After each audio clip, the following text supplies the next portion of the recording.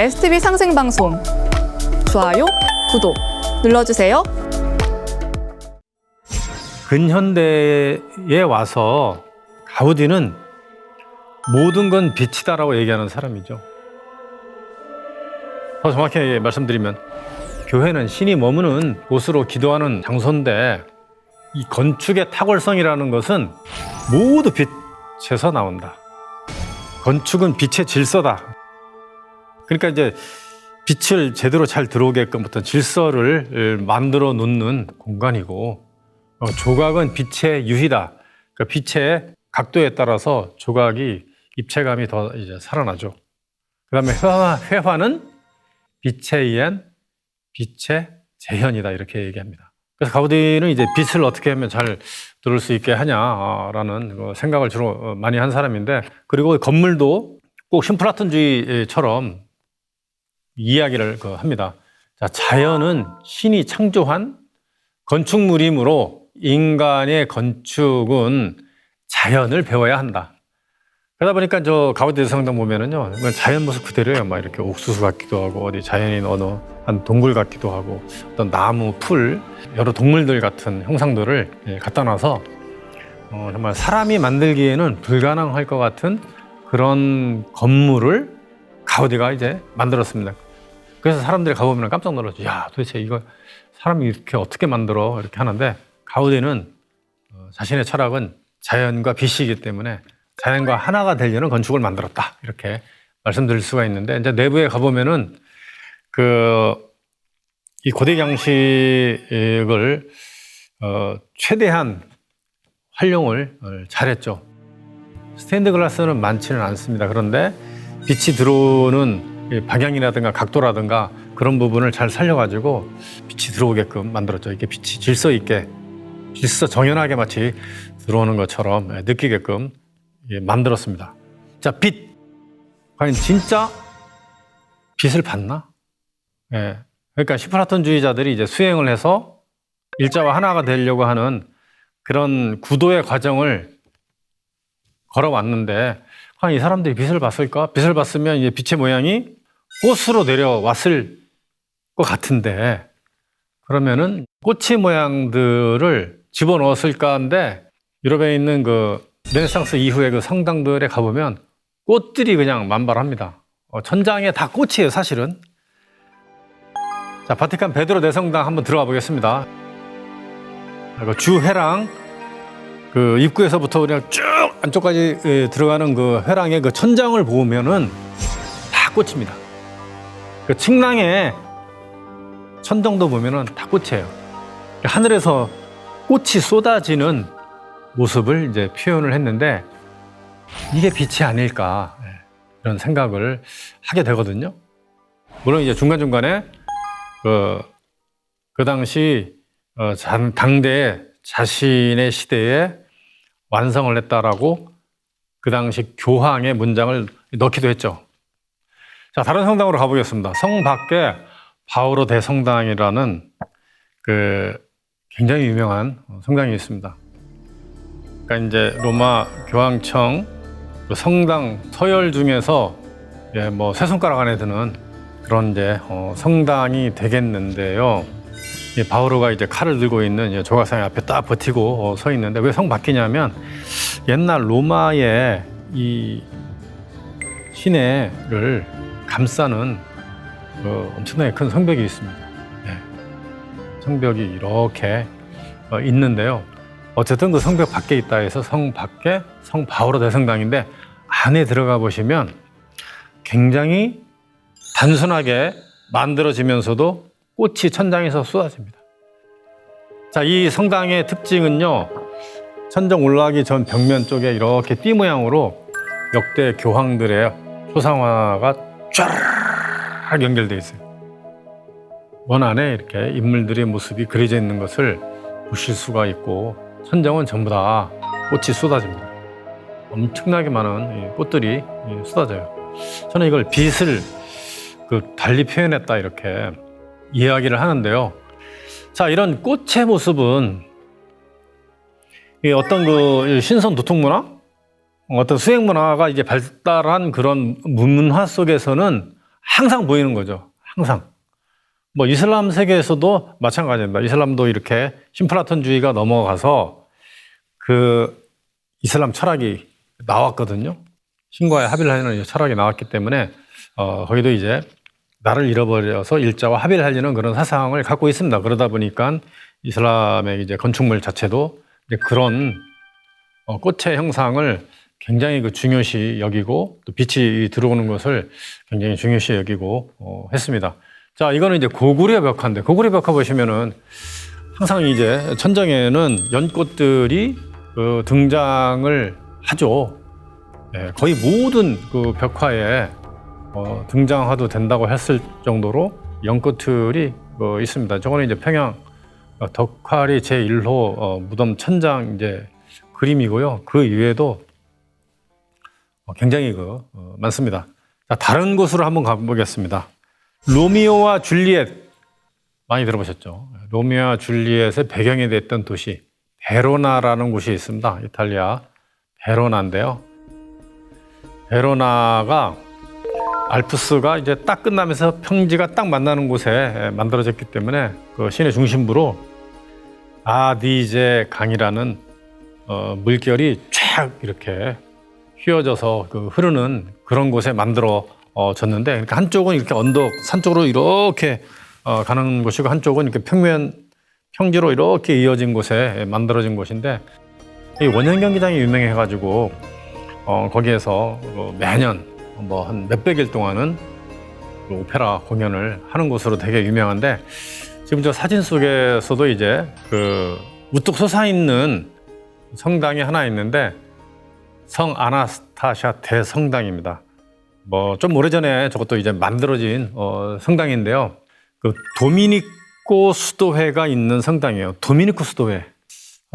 도미니코 수도회 하면은 심플라톤주의 사상을 발전시킨 철학자들이 많이 나왔던 그런 곳이죠. 그러니까 이제 특히 이제 독일의 도미니코 수도회가 이제 독일 철학을 정립을 시킨 그런 곳인데요. 그 유명한 마이스터 에크하르트라든가 그의 제자 요하네스 타울러라든가 또 이탈리아에 오면은 브루노, 조르디 브루노가 있습니다. 뭐 천재죠. 뭐 암기력이 굉장히 뛰어났던. 근데 이제 이 사람이 이제 세력이 좀 약했고 인맥이 좀 약했는지 교황청으로부터 이단 선고를 받고 이제 산채로 화형을 당한 굉장히 억울한 엄청난 철학자죠. 그 다음에 심플라톤주의의 영향을 받은 토마스 아퀴나스도 도미니코 수도회 출신이고요. 그 이외에도 굉장히 많습니다. 어쨌든 이 도미니코 수도회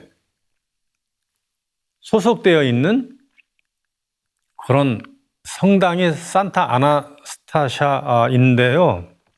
그러다 보니까 이 상징이 보통 남다른 게 아니에요. 도미니코 수도회 출신 이 철학자들, 이런 수사들이 이렇게 수행을 해서 도통하려는 그런 노력을 하지 않았겠어요. 그러다 보니까 곳곳에 여러 가지 상징을 많이 남겼는데, 물론 이제 바닥은 이 도미니코 수도회를 상징하는 검은색, 하얀색 표시로 이렇게 해놨고, 가운데는 빛이 내려와 있는 어떤 모습을 하고 있습니다. 동그라미 안에 삼각형이 있고 이렇게 빛이 이렇게 퍼져나가는 듯한 그런 모습을 하고 있는데, 이 천정이 보통이 아니에요. 깜짝 놀랍니다. 저 성당의 모든 건 설명을 다 해도 저거는 설명이 없습니다. 저 성당 구석구석에 프레스코와 벽면에 그려져 있는 그림이라든가 어떤 조각이라든가 바닥이라든가 건물을 언제 만들고 언제 고치고 언제 넓혔다, 이거 다 나와도 저 천장에 대한 설명은 없습니다. 꽃 속에 사람들이 들어가 있어요. 꽃 속에. 완전히 특이합니다. 그러니까 사람 속에 꽃이 있기도 하지만 그 머리에 이제 왕관을 하고 있는 이 꽃의 모양이 들어가 있거든요. 이거 엄청난 상징을 하고 있죠. 이 왕관이라는 게. 뭐 꼭 왕관이 아니라도 어떤 관을 하고 있어요. 관을. 이 크라운. 이 크라운의 의미는 서양 그 신비주의 사상에서 우리로 치면 이제 도통을 했다라고 하는 그런 의미를 갖고 있습니다. 신플라톤주의 설명을 할 때 그 피코를 얘기했습니다. 피코 미란돌라. 그러니까 피치노의 제자이면서 뭐 거의 친구였던 피코가 기독교 이 까발라 이 신비주의를 창시한 사람이라고 얘기를 해드렸는데 이 까발라학의 최종 단계는 뭐냐면 이제 수행을 통해서 결국은 손과 채가 열린 다음에 왕관을 쓰는 것이다 이렇게 얘기하거든요. 왕관은 이 크라운은 어떤 의미냐? 이 나무 모습으로 고대 세계에서부터 이렇게 장식을 해서 올렸는데 나무가 뭡니까? 신단수를 의미하는 거죠. 뒤에서도 잠시 설명을 할 수 있겠지만 우리 회음에서부터 이 척추가 이렇게 쭉 올라가가지고 이 손과체를 거쳐서 이게 열려가지고 이 왕관을 받을 정도면은 이제 나의 신단수가 내 몸에 있는 어떤 그 기둥이 하늘과 통했다. 그래서 이제 이 나무 모습에 이 크라운이 씌워졌다 이런 상징으로 이야기를 합니다. 그래야지 신하고 통할 수 있으니까요.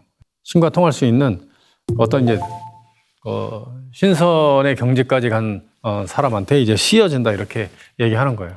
그 수행 단계에서 뭐 초급 단계일 수도 있지만은 굉장한 경지에 올라간 사람의 모습을 표현을 한 그림이다. 그러면은 그 정도로 이렇게 이 수행 문화를 알고 있었으면 뭔가 좀 더 비밀스러운데 접근하지 않았을까. 최고의 비밀은 그거지 않습니까? 우리 손과체. 좌뇌와 우뇌 가운데 있는 잣 열매만한 기관이 하나 있는데 뇌 속에 그것을 깨워야 이제 인간의 비밀을 알 수 있는 그런 단계까지 가는데 그거를 알지 않았을까라고 하는 것이죠. 자, 바티칸 베드로 대성당 옆에 있는 그 박물관이 있는 데 가보겠습니다. 교황들이 원래 머물고 있었던 그런 곳인데요. 저기 보면은 이제 4m 청동 솔방울이 있습니다. 로마 시대에 만들어진 솔방울입니다. 그러니까 이시스 신 하면은 이집트의 최고의 여신 중에 한 명을 나타내죠. 이집트에 8명의 그 신이 있는데 그 중에 이제 이시스 신이 엄청난 그 능력을 가진 그 여신으로 등장하는데 그 이시스 여신전에 있었던 청동 솔방울 3m짜리를 나중에 갖다 놓은 거예요. 저거를 이제 녹이지 않고 굉장히 오래된 거죠. 로마 시대 때부터 있었던 거를 가져다가 솔방울 광장에 갖다 놓은 겁니다. 그러니까 이제 왜 솔방울 광장이냐면 이제 솔방울을 갖다 놨기 때문에 그래요. 근데 사실은 저게 그냥 솔방울이 아니고요. 잣나무에 잣이 달린 솔방울이에요. 그러니까 로마 시내에 가면은 이제 굉장히 많은 소나무들이 있는데 그게 거의 다 잣나무입니다. 저거 그냥 솔방울이라고 생각하면 안 되고요. 그러니까 송과체를 얘기할 때 그 솔방울 모양처럼 이렇게 생겨서 하기도 하지만 제 생각에는 이 잣의 모양하고 거의 유사한 사이즈이기 때문에 그거를 이제 생각을 해서 표현을 한 거예요. 자, 그런데 말이죠. 이 가톨릭의 교황들이 가끔 지팡이를 짚고 의례를 하는 경우가 있어요.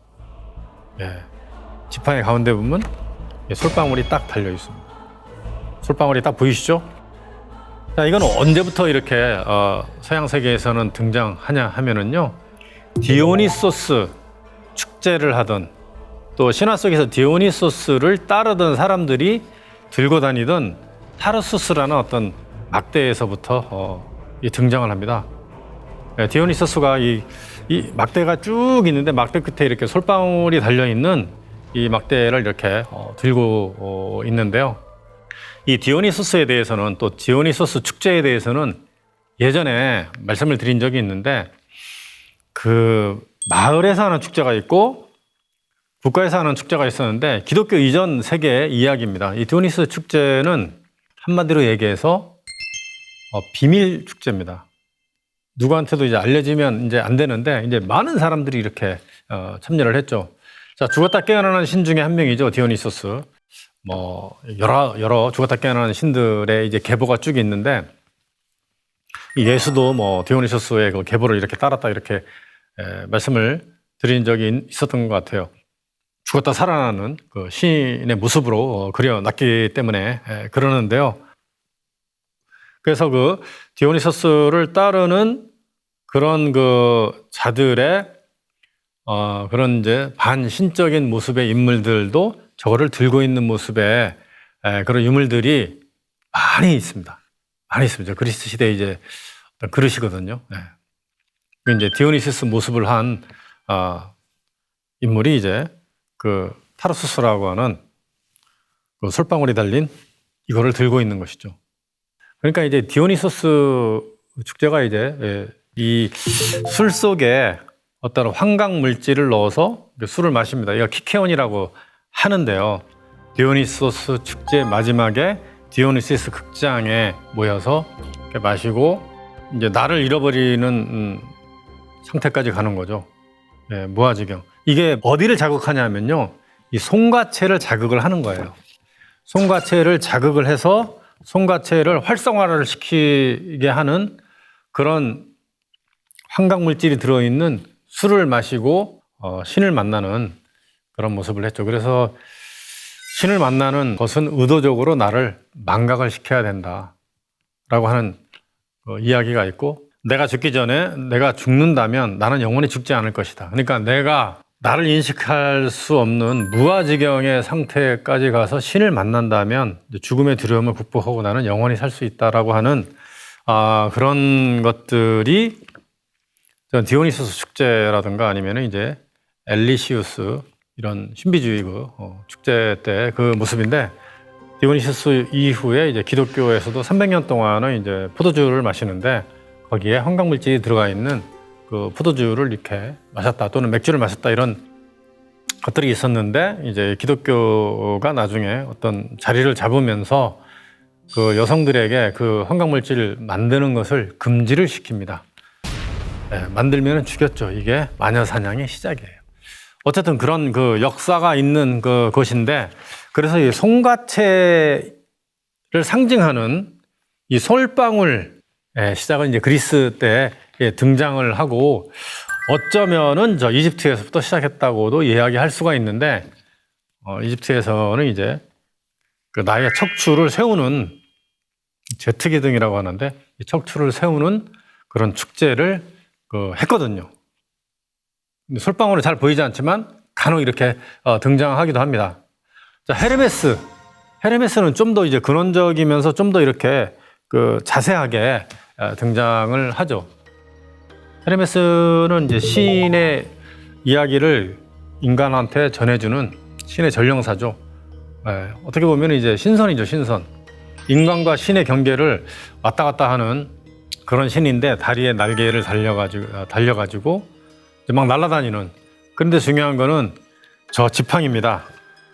지팡이. 이 카드세우스라고 하는 저 지팡이. 저게 이제 이 송가체의 이 비밀 중의 비밀을 가장 잘 표현한 그림이 되겠는데요. 우리나라에서도 번역이 된 당신은 초자연적이 될 수 있다라고 하는 책이 있습니다. 조 디스펜자라고 하는 분이 쓰신 책인데 원 제목은 Becoming Supernatural. 그 책 표지에도 헤르메스의 카드세우스 지팡이를 딱 들고 있습니다. 저 책 속의 내용이 그거예요. 수행을 하는데 수행을 해서 호흡을 통해서 나의 뇌에 있는 송가체를 자극을 시켜서 이 송가체가 활성화돼 가지고 머리에 크라운이 형성될 수 있도록 하는 그 방법을 알려주는 책입니다. 그래서 송가체가 어떤 작용을 하고 송가체가 뭐고 송가체의 그 기능에 대해서 가장 자세하게 설명이 잘 나와 있는 책이 아마 지구상에서 저 책이 아닐까 생각하는데 저 책을 읽어보면은 제가 무슨 말을 하는지 좀 더 근원적이고 좀 더 심도 있게 알 수가 있습니다. 저 책에서 나온 내용은 이거예요. 뭐 여러 가지 이제 과학적인 데이터부터 시작해가지고 많은 이야기를 하지만 이렇게 가부좌를 틀고 앉아가지고 이제 회음혈 있는 부분을 힘을 줘가지고 딱 조이고 다리에도 힘을 주고 배에도 힘을 주면서 호흡으로 이제 숨을 들여 마시는 거죠. 예, 힘을 딱 조이면 그러면은 이제 내 척수가 압력을 가하면서 이 압력이 손과체에 자극을 합니다. 그러면은 전류가 생기는 거죠. 전류가. 약한 전류가 생기는데 이거를 이제 물리학적으로 유도 전류가 생긴다 그래요. 유도 전류. 그리고 이제 내리고 올리고 하는 이런 과정을 이제 하게 되죠. 내뱉을 때는 후 하면서 이렇게 정말 백가죽이 앞에 백가죽이 등에 붙을 정도로 후 하고 또 들여 마실 때는 쪼이면서 다시 그 뇌척수액을 확 올리는 거죠.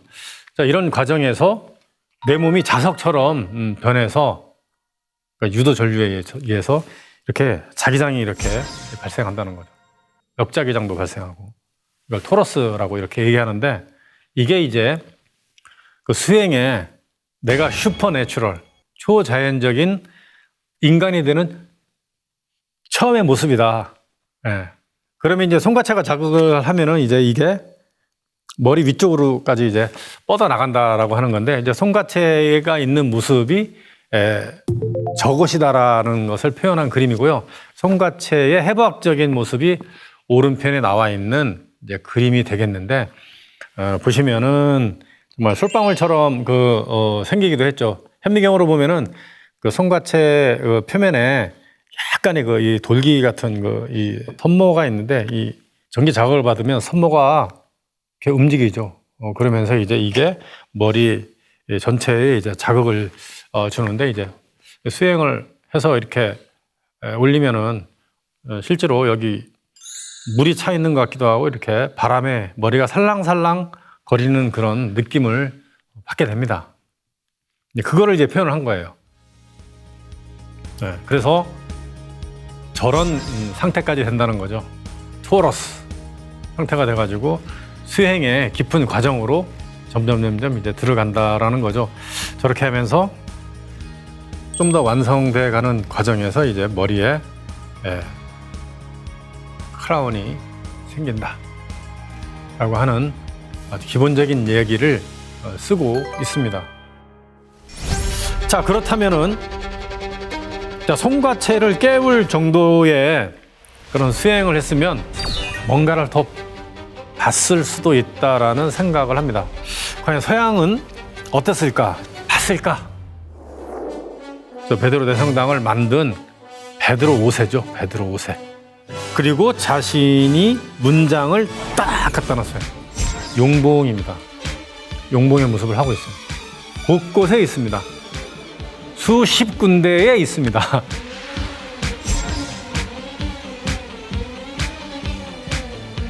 자, 그러다 보니까 르네상스 시대에요. 용에 대한 조형물, 공예품이 엄청 히트를 하기 시작합니다.